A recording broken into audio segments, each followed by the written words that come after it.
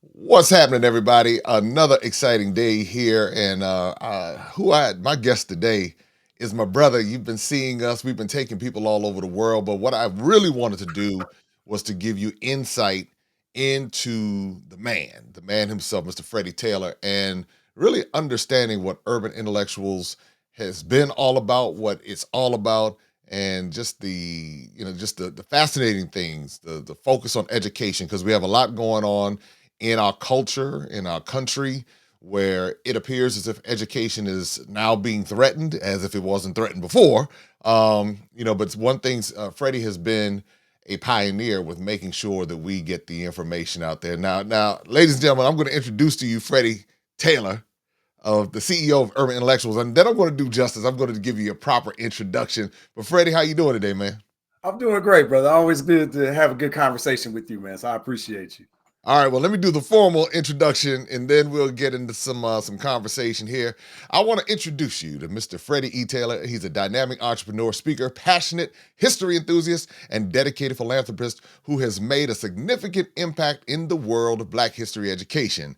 As the founder and CEO of Urban Intellectuals, this affectionately known as UI, Freddie has been on a mission to rewrite the narrative of Black culture and history that is often overlooked or misrepresented in mainstream education. So today we have, again, Mr. Freddie Taylor of Urban Intellectuals. All right, Freddie, the first thing is what I like to do is give people a bit of a historical context and how and where did or what inspired Urban Intellectuals? Yeah, I get that question a lot, but I often say that urban intellectuals and this movement started almost 100 years ago, right?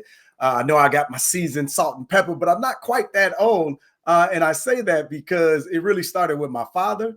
My father is 95 years young today, so he was born in 1929, but it was really his love of history that he instilled inside of me that made me say, okay, this is really important. And that's really where I fell in love with it. So I love to attribute this conversation or this company to him being the spark behind the interest in history and making sure that our people know about our contributions to humanity. But it really galvanized really when I started having children. So I had my first child in 1999, my second child in 2003, and then watching them matriculate through the educational system had me saying, I can't believe these people are still telling the same lies about history and Black folks on this planet that they were telling 40 years ago when I was a child going through the school system. So I remember myself saying, somebody should do something about this. And one day I became somebody. Where did you start with the somebody? How did you, because a lot of times, we know the problem, we see what's going on, but what was your first effort to try to change some of this misinformation that was being passed down through the education system? Yeah, my first effort really was centered around conversation. So, probably know on social media, I'm a bit of a provocateur when it comes to my postings, but I like to call it intellectual stimulation. That's what I'm thinking. So, trying to get conversations started around the community, what's going on, and current events. So, I started online with that back in 2002, believe it or not, in Yahoo discussion groups. You remember, I go way Yahoo. back. On your MySpace page. Yeah, right. Eventually moved on to MySpace and all of that good stuff. Um, but yeah, so really sparking the conversations around our community and what is needed. And then eventually 2009, I got on Facebook and started taking my game to the next level. But it wasn't until 2016 that I really had the initiative to say, okay, it's time to stop playing. We got to put together something that can have some impact and make some change. So when I started designing the Black History flashcards, and in 2017 we actually released them and into the marketplace, and they really just took off from there. Now, when it came to the Black History flashcards, where did that idea come from? Well, because you're getting sparked, you're getting stimulated, and here it is, 2016.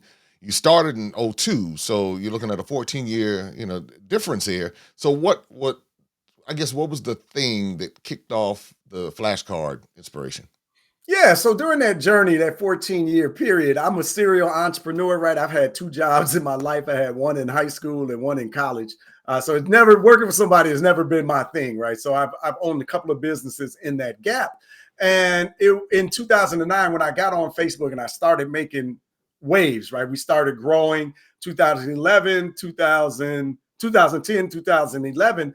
And someone said to me at that moment, they were saying, hey, Freddie, you need a product. This is great that you're having discussions around these conversations that you're clearly really passionate about, but you really need a product to offer to your audience.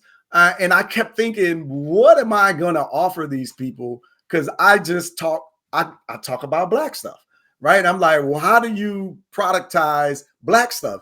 And my immediate thought was flashcards. I was thinking flashcards because back in college, while I was getting my MBA, right, I was studying with flashcards. That's how I retained a lot of the information. And all I could think about was flashcards. But I was thinking, who's going to buy some flashcards, right? That's what I kept thinking back in 2011, 2012, 13, 14, 15. And I'm trying to come up with ideas on what we could offer. And I just went back to the flashcards. I said, well, I got to try something. You know, years are passing by. Let's take this shot. And who knew that it was going to take off like that? All right, let's take it back to day one. You start creating the flashcards. So you had to come up with the graphics, you had to come up with the content. Yeah. You finally got that first deck of flashcards. What did that feel like? Man, that felt like magic, man. I got a deck right here, right? It felt like magic to actually hold them in our hands, to have an idea, to conceptualize something and then bring it to the marketplace. It's always a really special experience for an entrepreneur, right? You literally birthing an idea. It's like birthing your babies, right? So this was my first baby. So I remember just kind of looking at it for a while, thumbing through the cards and just holding it and having that experience, thinking, man, this could be the start of something special. So I was just really excited. Pride, it just felt really, really good, to be honest with you. What did your Yeah. dad say about it? Oh man, you know that honestly might have even been a better feeling because he absolutely loved them. He was like, man, he said he kept saying, "This yours? Like you created these? Like this is yours?" Like he loved it and the pride that he has when he talks about them, when he holds them. You know, getting mailing him his first deck and him calling and we talking about each of the cards and he's marveling at who I included in the deck. And then the series, that was just a really special moment. I'm glad you brought that up, brother. Thank you for that. Yeah, yeah, yeah. And well, I got another question for you. What was it like when you made your first sale? Woo! Um, that's that validation point, right? Like you got an idea and you think it could create a solution in the marketplace and somebody might want it, but you don't really know. But starting to see those sales come through was really, really special, man. It was like, okay, we got something because at the rate of sales that we started to do, right? Um, so Do you I remember the believe first sale? Do you remember, because it's that first, like I remember the first person who bought a tour with me. I remember that person, that name. Now you might not, I mean, you might not remember the I person. remember the name. I Okay, then remember the name. Yeah, Latoya Jones. If you out there, Latoya, we would love to communicate with you. Oh man, yeah, I got to track her down now. Yeah, this would be a yeah. beautiful story. But if we remember that name, we talk about her inside of the company sometimes, and just wonder what is she up to. So I would love to reconnect with her. That would be a beautiful experience. Thank you for that, brother. You dropping gems on me, Hey, well, right? that's what we had. Iron sharpens iron. So Yes, sir. Yes, so the sir. thing is, so Latoya Jones, she purchased the first deck, and then it went on from there. Now, how many decks have you sold since 2016? Man, since 2016, we're over 500,000 decks sold Wow. all around the world. We sold all 50 countries. We're 500,000, over 500,000 decks, over 200,000 customers, all 50 states here in the United States, and then 64 countries around the world and counting. It's been a whirlwind since then, but it's an amazing space to be in. I'll tell you that. And it's an area, I guess, that is needed because clearly, when it comes to Black history, most of us just heard, maybe five or six recurring names over and over throughout the time. Of course, Martin Luther King and not to take away from any of what the contributions were, but there were so many more people who were supporting them and supporting had other movements going on. And what I appreciate is how you went back into ancient Black history. You had contemporary modern Black history, but also history from all around the world. So it's so much to it. So what I guess when you started seeing that, you started with how many decks? Was it one deck, two decks, five decks? Yeah, that's a good question. So we ordered the deck. We ordered 500 decks. So I put up $1,500. We ordered 500 decks, so now our cost of goods was $3 a deck, but it was an investment. We didn't really know. So while we're waiting for the shipment to come, right? Like we're waiting. And we just decided, you know what, let's just start selling ahead of it. So we started a pre-sale before they were actually in my home, right? I was going to ship out of my home. That's a funny story. I was going to ship out of my home, right? So the 500 decks are coming. We just go ahead and shoot out an email and make the offer. Hey, you know what? We created these Black History flashcards. We put them out there. Our girl Latoya jumped in and made a purchase. And the floodgates really, really just opened. I mean, those 500 decks sold out before they came. So now they landed on my desk. We ordered 2,000 more and we get to shipping them out. And like the 2,000 decks sell out. I'm talking about fast, brother. Like it was insane at the speed of this. And as I'm at my not even my desk, I'm at our dining room table. My two children are assisting me and mailing stuff out, and we licking stamps and Yeah. writing names and printing them out and say all of that good stuff. Man, we lasted. I don't know if we shipped out 200 decks. I don't think we lasted that long because the sales were coming so rapidly that the 500 sold out, the 2,000 sold out, and they were coming to my home.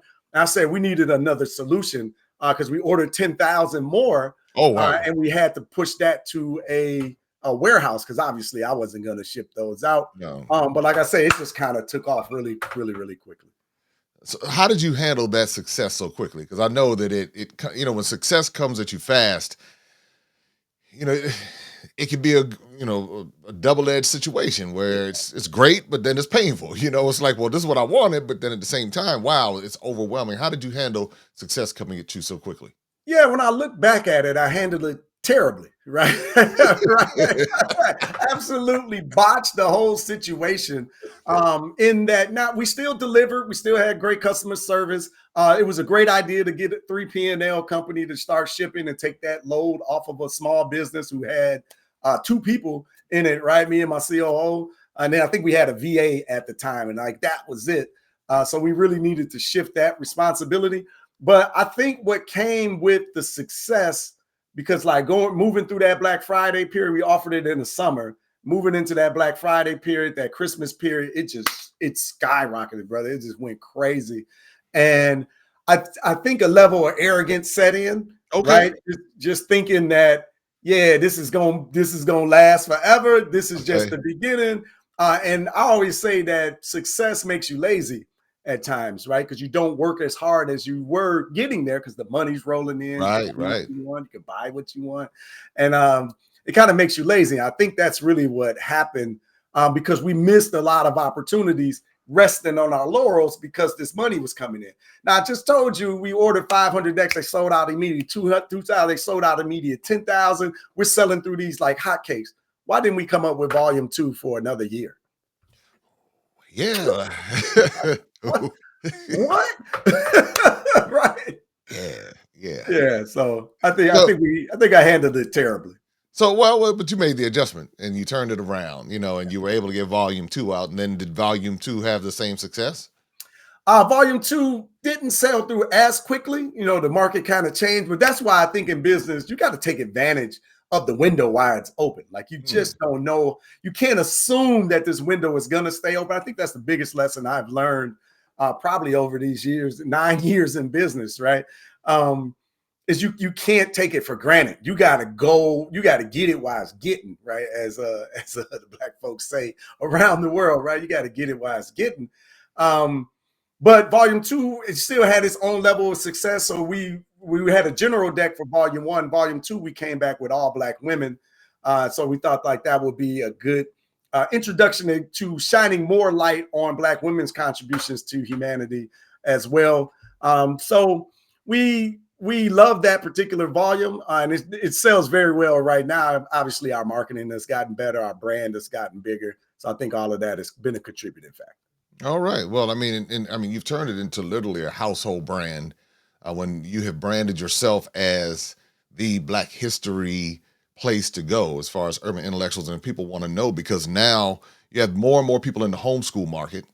They're looking for resources. There are more and more parents who are educating their children outside of the dysfunctional American education system, and they're looking for resources. And so it seems like the timing is perfect because when we were coming along, people weren't. They would just put us in the system and make sure we had good grades, get good grades, and get some degrees, and boy, you on your way. But then the things that we didn't know and understand about our culture and our heritage and our history, the parts that they didn't want to talk about, you have broken it down in a very simplified way to where children can understand it, but also adults. So that's that's really something you should be commended for.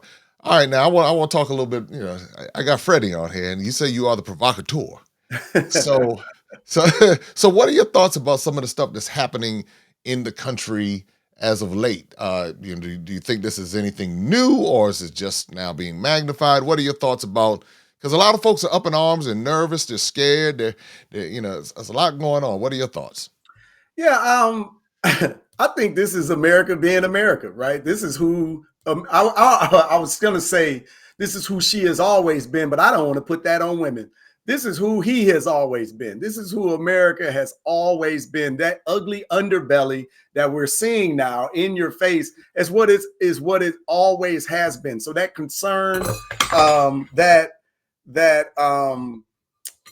that alertness that we're feeling right now, we're on edge, we're paying attention, we're looking to link up and communicate and connect more with the global Black community, is something that we should have been on. We should have never stopped that pace from inside of our community, because this is who America has always been. This is who he has always been.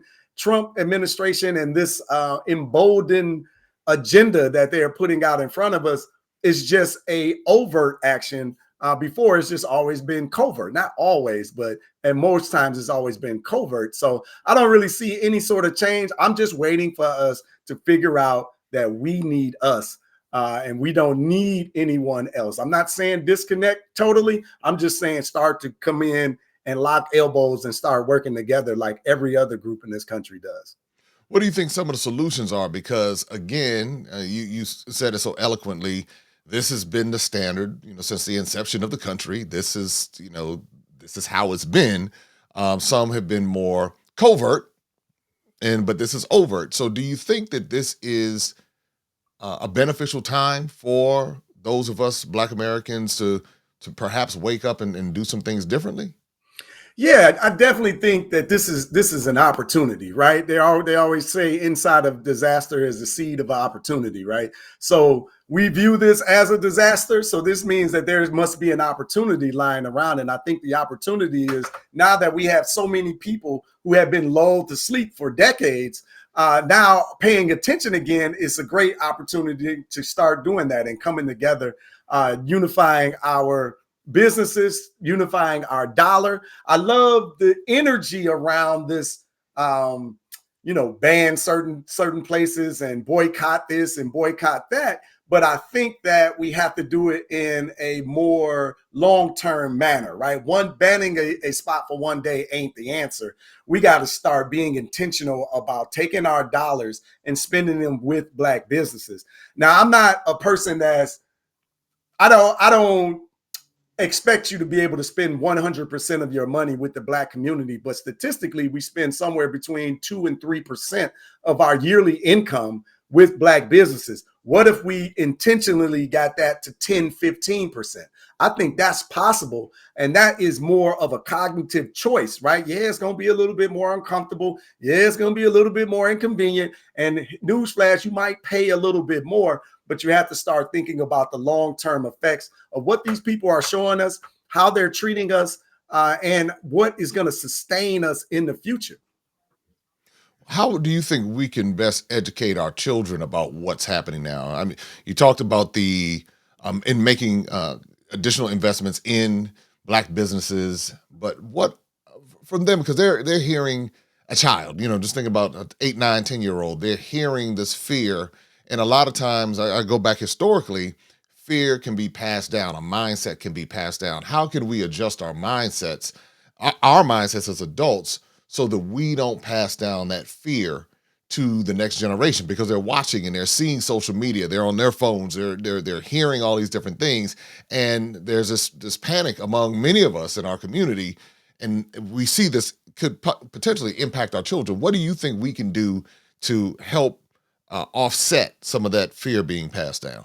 Yeah, well, I think the most important thing to me is, running from it will not save you, right? You cannot outrun this. You cannot avoid these conversations with your children. I think you got to take the bull by the horns and have these tough discussions with them, and just let them know what is happening in the world around them. I think that's very, very important. But of course, I'm a history-based company, right? So we can lace this from a historical perspective so that they start to have context to the conversation, right? You can't just say, oh, people are bad right now and they're just really mean and evil folks. That doesn't provide any context to the child. Our children are smart, they're educated, they're intelligent, and they are compassionate. So use the history and the stories to connect with them, but to give them context on what is happening, right? And not just starting with slavery, right? And coming up through the modern times. I talk a lot about our history didn't start with slavery, right? Slavery isn't Black history. Slavery interrupted Black history. So I think we have to start laying a long foundation of understanding of who we have been on the planet and our contributions to humanity as Black and African people. And I think like putting those seeds into our children will instill a sense of confidence and pride in them, so that they don't have to be fearful, right? Some things are going to go wrong in life. This is natural. This happens. But having these discussions with our children are important. And if you're a little bit fearful or you're a little bit concerned, I think being honest with children, they're not silly, right? You talked about they watch, they see us.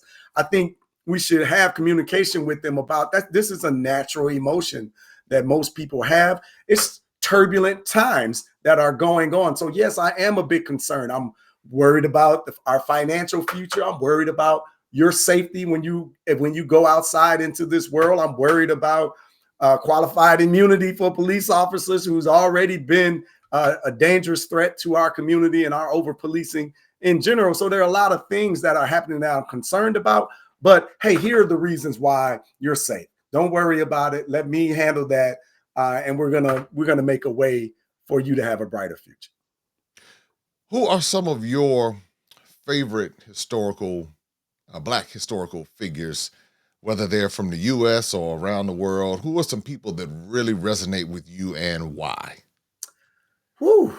Well, I'll start with Mary McLeod Bethune, right? I got her on my wall back here. I love this sister because I love her story and I love her fierce dedication to the community and educating the community. For those that don't know, she went on to found Bethune-Cookman College, and has literally educated, generations, and will continue to do that with her work. But the story of how she got there is just really so fascinating, and it's inspiring to me.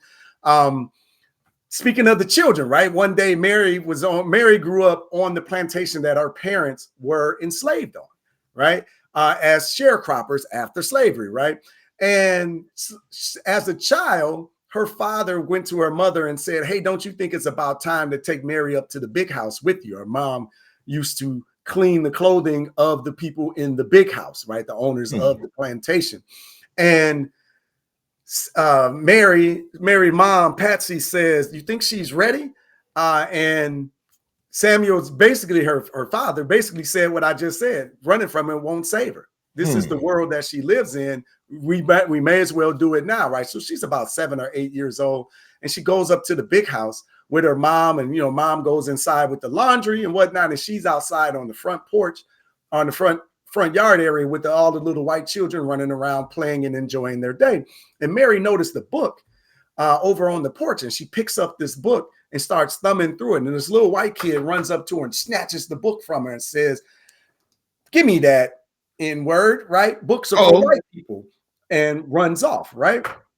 And Mary said that day really stuck with her because she said she didn't know what was in them books, but that must be the difference between black folks and white folks. And she said it just instilled an intense desire to educate herself and to share that education far and wide with the people in her community. So I get goosebumps every time I tell that story because that was the spark of inspiration that led to literally tens of thousands, if not hundreds of thousands of people matriculating through Bethune-Cookman College and being educated because this young girl had that experience and insisted on sharing education and being of service to her people. That was something that our father said.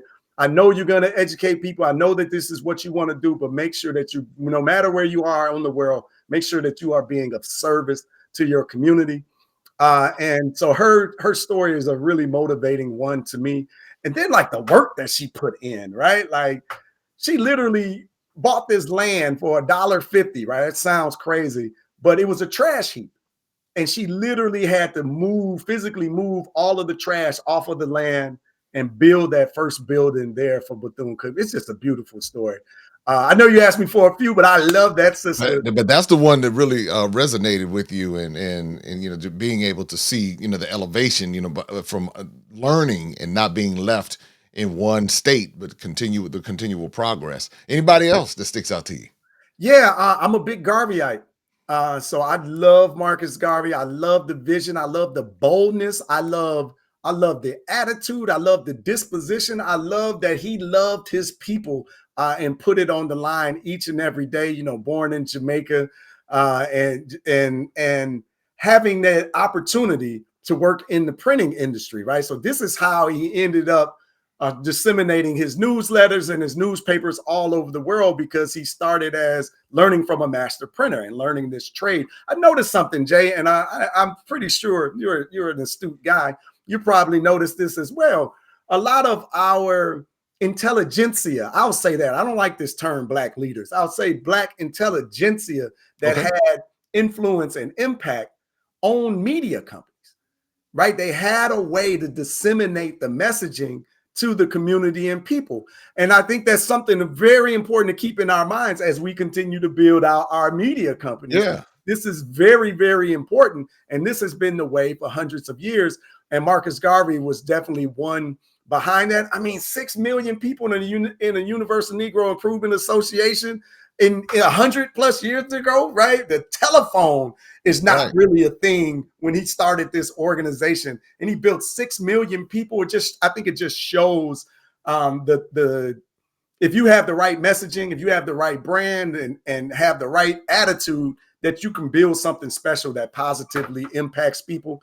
I know people say, oh, well, he didn't do this and he didn't do that while you sitting in your mama's basement. Like, come on, man. We're not going to judge these individuals for some things that they might have not known, right? Everyone makes mistakes, but their life was lived as an inspiration for others, right? To challenge ourselves to live and be greater.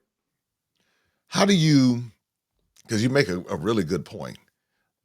Because there's some people in the U.S. because you talk about Marcus Garvey. Marcus Garvey endeavored to go to the continent of Africa, Yeah. and he had a connection. And then, you know, obviously with Black Star Line, and then the connection to Costa Rica and other parts of the world. And how do you feel when, or if you've ever heard this? I know I've heard it because of the travels, where a lot of us here in the States say, well, you know what, we shouldn't be worried about Africa, global connections, or anything like that. We need to focus all of our attention right here in the US because we have a whole lot going on here. So why are we worried about what's going on in other parts of the world? What are your thoughts about that? Because, you know, there's clearly many of our foundational leaders. They saw a value in going to Africa. Martin Luther King, Malcolm X, so on and so forth. They saw a value in the continent of Africa. So what do you think this thing is now, as far as, hey, you better stay here, don't go there? Yeah, I mean, I think that's the banana in the tailpipe of miseducation that we've always been given. But I'll say this, and this is part of the work at Urban Intellectuals. We are global people, right? No, we're not all from the same tribe. No, we're not all of this, but we are a global people. We have been dispersed around the globe, and I think it is in our best interest to support us ourselves globally. And it reminds me of a story. I was, in DC at the Blacksonian, right? The museum there. And it's a very powerful exhibition of Emmett Till's. They recreated Emmett Till's funeral, right? And Oh, you wow. can take pictures in there. It's super powerful. I won't ruin it all for you, but Mahalia Jackson is singing when you go in there, and like I get goosebumps thinking about this moment. But there's a quote on the wall from Emmett Till's mother, and I should have had. I wish we'd have known going into this. I would pull up the quote exactly, but it said something to the effect of, she didn't worry about the problems of the Negro in the South because their problems weren't hers in the North. And she was living in Chicago at the time. Now, if you know, Emmett Till went down south and visited family and ended up getting murdered by some terrorists, right? To put it lightly. And she talked about that not getting involved in their fight down south. Talked about how it didn't make sense to her until it landed on her doorstep. Mm. And that always eats at me because this is us today, right? Some of us got some money, some of us got some access, we can move around. Hey man, that's their problem, right? Until it lands on our doorstep. And I view this the same way as I view the international connection, because what's happening abroad is coming home for us anyway. They've always done this. Right? America, and really that ideology of the West is they just been on the same thing globally. So their struggles are our struggles. This is we need to start putting in a united front, and we need to start trading internationally with one another. And not to mention the opportunities on the continent of Africa are astronomical. Africa has always been the jewel of the world, and everyone is trying to get in there except Africans in America. I don't really understand our mindset. And maybe we just don't understand the magnitude of what's happening on the continent. But also the ancestors want us to reconnect because we absolutely need each other. So I love, what you're doing, and the travel and bringing people home to have those experiences. I think it's important for us to reconnect and to link up some of our money, our ingenuity, our insight, along with their resources, their ingenuity, and their intelligence as well. Together, we can be powerful.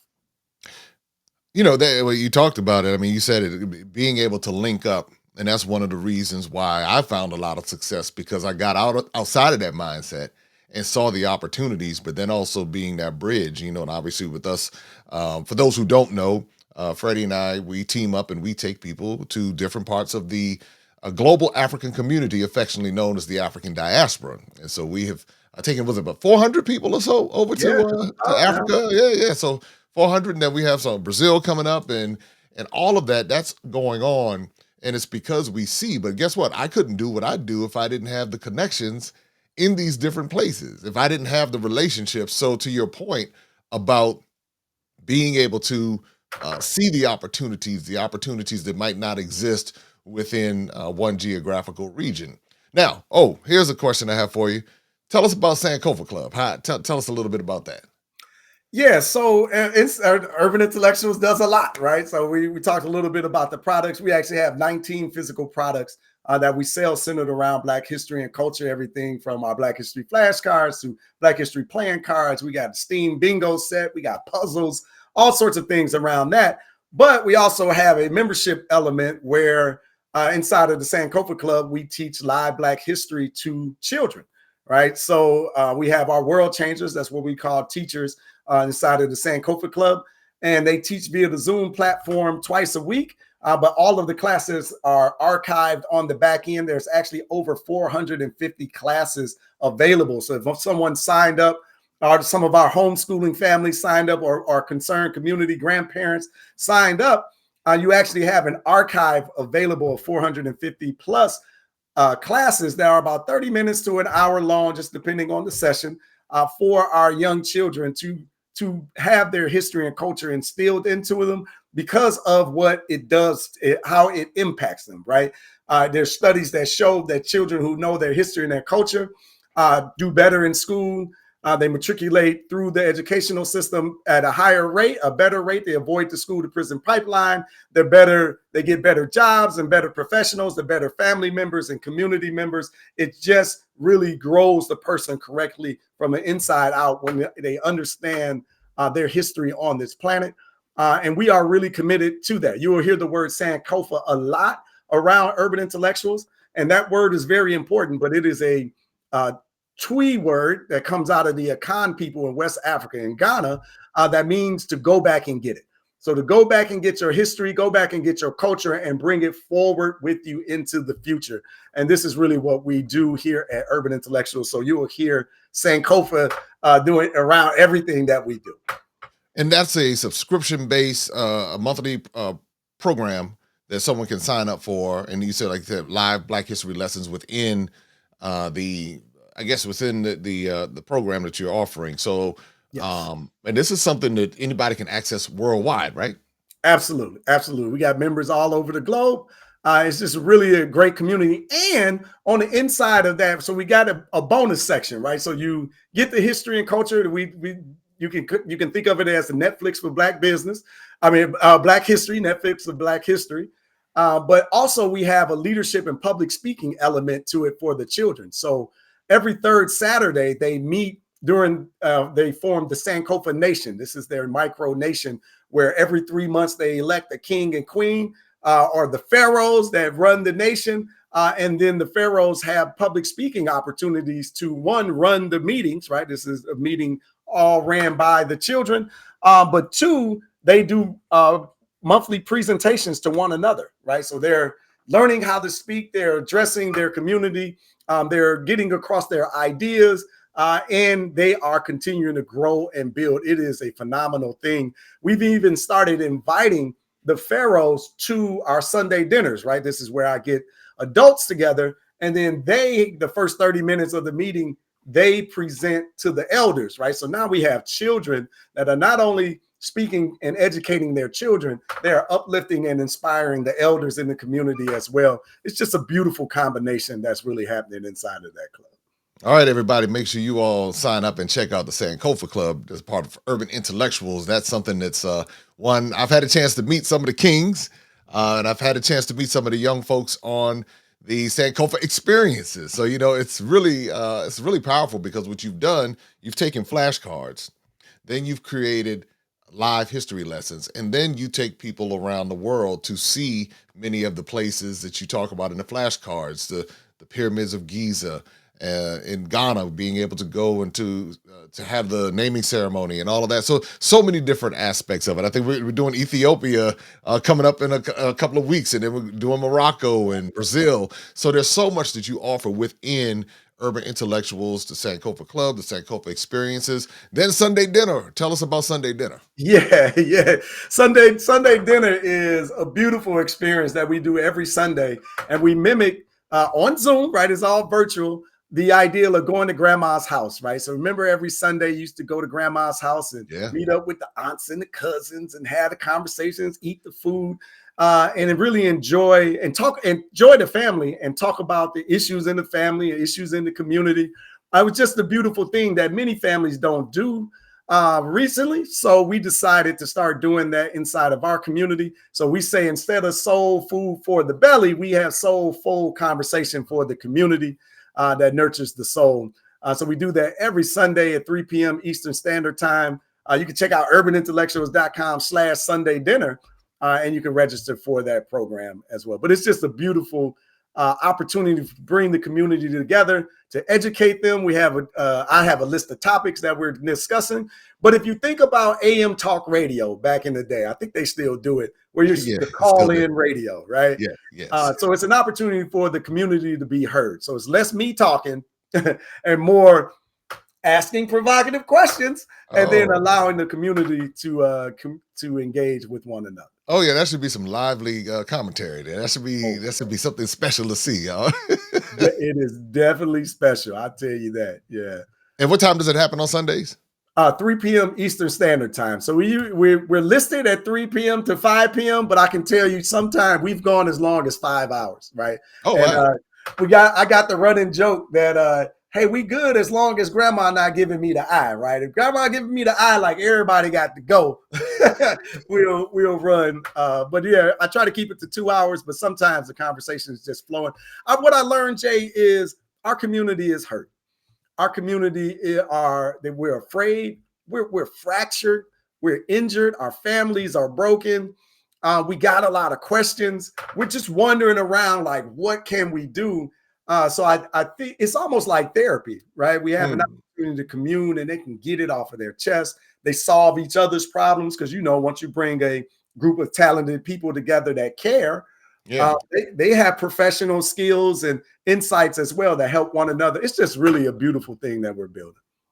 So what else do you offer with Urban Intellectuals? Because I mean, you've gone from flashcards from 2002, recognizing there was a problem. 2016, you get your first deck of cards. Miss Jones, she makes her first purchase. Here you are offering all these different educational resources. So what else does Urban Intellectuals offer?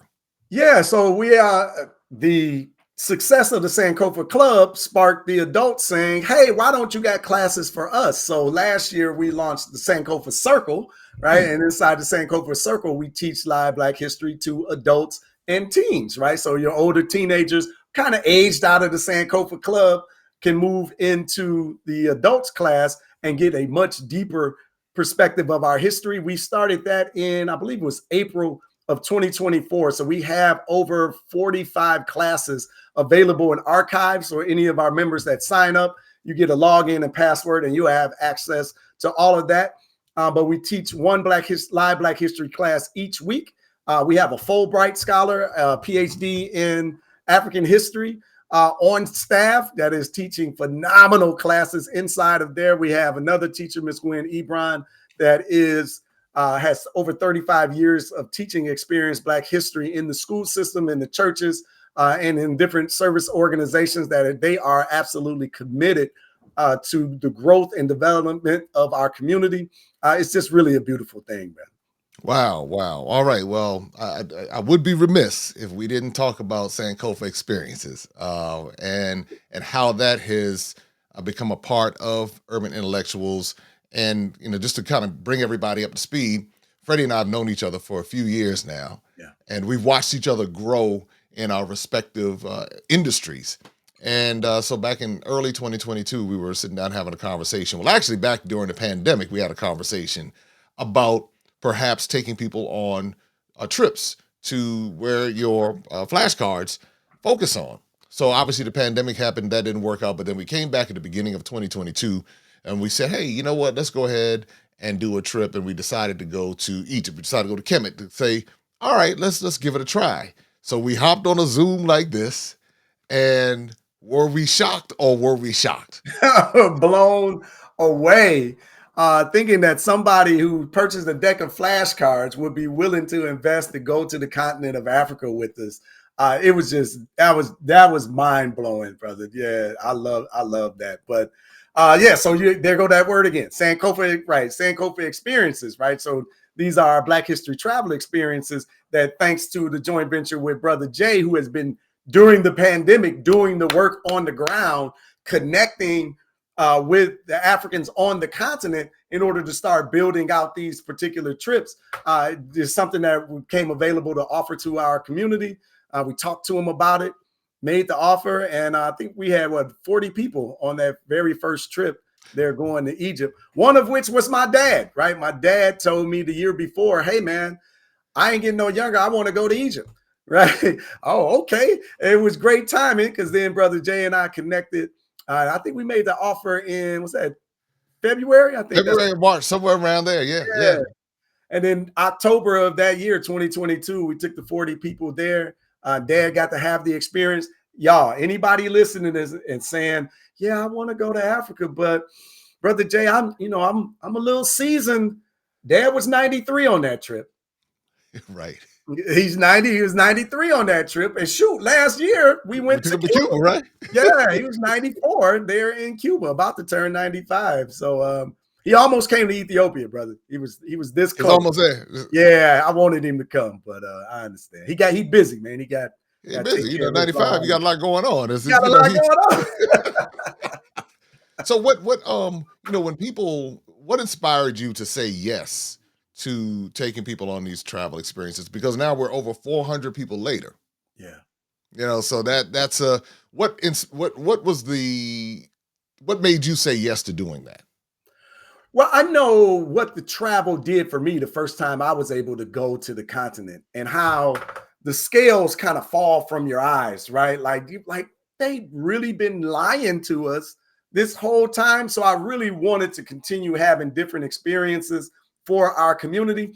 And it's great to learn the history and culture. Like I love it. Obviously, I'm in it, right? Black history every single day, right? I'm literally in this every single day, but sometimes you got to have that experience. Sometimes you got to show up and learn about the Great Pyramids. But what about walking into them, right? Like, how amazing of an opportunity is that? We were cruising down the Nile. We've dreamed about the Nile our entire life and talked about the pharaohs. But what about being there in Luxor and seeing it, right? And going to Abu Simbel, right? The Temple of Pharaoh Ramses, right? Which is one of my favorite places in the world to experience.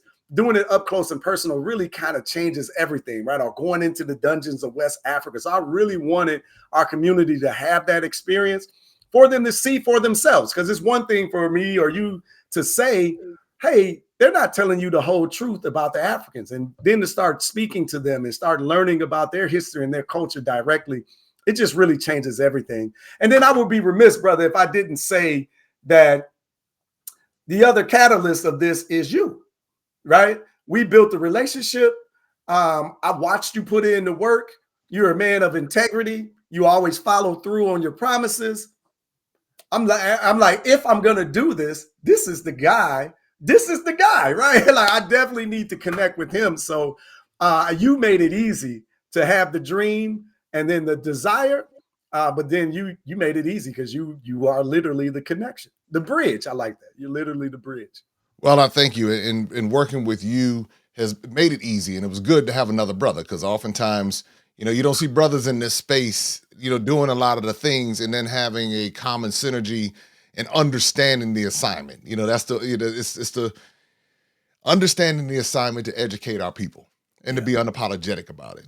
And that was the thing that when you and I first met in DC, I think it was at Shiloh Baptist. Well, we didn't first meet there, but it was when I was very intentional. I knew you were in town and you were at the fair. And I said, Freddie is going to be at the fair. I said, let me go and stop by and say, hey, the fair. I didn't know, I wasn't even thinking about, doing travel trips Right. to what we do now. But I knew that there was an important connection. And sometimes I just go based off of instinct. I'm like, okay, this person vibes with me. I get it. They get it. We can make something happen. But I would have never imagined that from the first couple of conversations and with us being consistent in our respective lanes, then being able to bring those lanes side by side to say, okay, let's make this amazing opportunity happen for so many people. And I'm telling you, the testimonials that come in Yeah. and just how it all works. Like, I don't do flashcards. That's not my thing. I love Black history. I have my lane with but my lane is travel. And so that's what I do. And so it just connected and it worked really well. So I appreciate that. And for those who are interested in checking out it's Sankofa experiences, did I get it right? Yes. Yes. Don't want Ian to get on me, right? Right. So It gets you, brother. so if you want to connect with this collaboration and these experiences right there and in Black history in person, going to learn and see it, just as Freddie ran down everything, that's the website. You can see all of the different destinations. As a matter of fact, some of the upcoming places that we have on tap, you see right here: Ghana, South Africa, Egypt, Nigeria, Ethiopia, Morocco, Brazil, Ivory Coast, Tanzania, Senegal, Gambia. So all of that is on the list, and you can catch that this year if you're interested or going into 2026. Go to sankofaexperiences.com to learn Black history in person. And that's man, Freddie, that's one of the things that I tell people is that when you start it's like a progression: a Mhm. flashcard, insight, Sankofa Club, Sunday dinner, the adult Sankofa learning opportunities, and then the Sankofa experiences, and then somebody else gets exposed to it, and this is how we take responsibility for educating ourselves Yeah. and not just trusting the education system to do it for us. Man, that's the truth right there. You hit the nail on the head. Nobody's coming to save us, right? We're going to have to save ourselves. The good news is we're capable, right? We're capable, we're talented, and we're ready. So let's just start to do the work that we all know is important, because we have to. We just have to. Nobody's going to do this work for us. And it's important to educate yourself so it makes it easier to connect with the diaspora. I genuinely believe the disconnect between the Africans and the diaspora is just really a lack of information. We are listening to people who benefit from our separation. They don't benefit from our unity. So let's continue to educate ourselves. Let's continue to connect and travel and expose ourselves. And you'll see us coming closer and closer together, and our situation is improving. All right. Well, as we get ready to wrap this up, Freddie, anything that you want to share with everyone? Because I know, there's a lot going on over at Urban Intellectuals and different things on the way. Anything upcoming we should look forward to, or just anything that you would like to share? Yeah, I would say just check out Sunday Dinner. If you're curious about what the organization really is about, come rock with me on a Sunday. You ain't got to stay for 5 hours, but you come and get a little taste, right? My grandma says she'll leave a plate to the side for you. But come and dive into this conversation. Come and engage with us. Oh, I will say we do have a social network as well. So I would love for you to come and join us over there as well. So urbanintellectuals.com/universe. We call it our Sankofa universe. Go figure, right? But you can see it when you go to the website. But I just want you to start connecting with the organization outside of the social media space, right? What you see on social media is just really the tip of the iceberg of who we are and what we do. I want you to start connecting with the people in the movement behind what it is that we do, because we actually believe that we can change the world with Black history. It's the missing piece. It's the only thing that we've been running from. And I always say, don't wake me up. I'm delusional enough to believe this, and we're going to run with it, right? And we are running fast. And fortunately, we have hundreds of thousands of people that agree with us. But come on out to Sunday Dinner. Grandma been missing you anyway. She's been asking about you. So you make sure that you slide out. Again, you can go to urbanintellectuals.com/Sunday Dinner. So yeah, I'll say that's really a great entry point to start to understand what we're all about. We say we're doing important work because we serve important people, and that's something that the mantra that runs through our organization, and we believe. All right, everybody. I've been talking to Mr. Freddie Taylor, CEO of Urban Intellectuals. All the information is scrolling right there on the bottom of the screen. You can check out all of the Sunday Dinner, Sankofa, everything right there at urbanintellectuals.com. Obviously, if you want to tap into the travel experiences and you want to learn travel in person, you can go to sankofaexperiences.com. That's also right down there on the bottom of the screen. You can check out the flashcards, the Sankofa Club, Sunday Dinner, the adult classes, and of course, the travel experiences. And if you're looking to travel to any one of these destinations right here, if you take a look at this right here, you're looking to go to Ghana, South Africa, Egypt, Nigeria, Ethiopia, Morocco, Brazil, Ivory Coast, Tanzania, Senegal, Gambia. Go to sankofaexperiences.com and check out the upcoming dates and make sure that you don't miss out, because guess what? The more you learn in person, the more you see, it just expands you as a person, and it helps you go to the next level just with your education and your knowledge. There's really no greater education or greater classroom than the world. And so when you have all the resources that Freddie is offering at Urban Intellectuals, you can't go wrong, especially when it comes to understanding our history as Black people. So please be sure to follow him at Urban Intellectuals on Instagram, Facebook, and YouTube. Check out his YouTube channel. Make sure to like, subscribe, share, become a part of the Urban Intellectuals family, and you definitely will not be disappointed. And continue to share it. Guess what? We're in these times where it's up to us. All it takes is for us to share a link, to share some information. We have no excuse. And it's not like it's just US domestic. We can share this information around the world. And so when we take our history and we take the resources that are available to us and we share it, then that's something that no one can stop.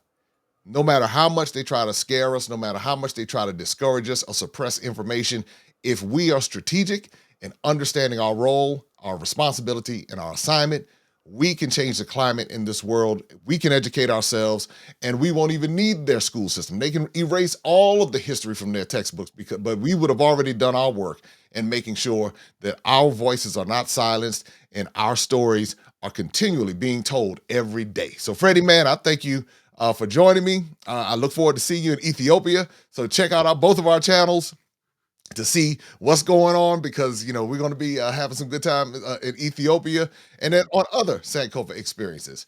So, all right, everybody. So until next time, take care, be safe. Don't forget to like, subscribe, and share. We'll see you next time. Peace.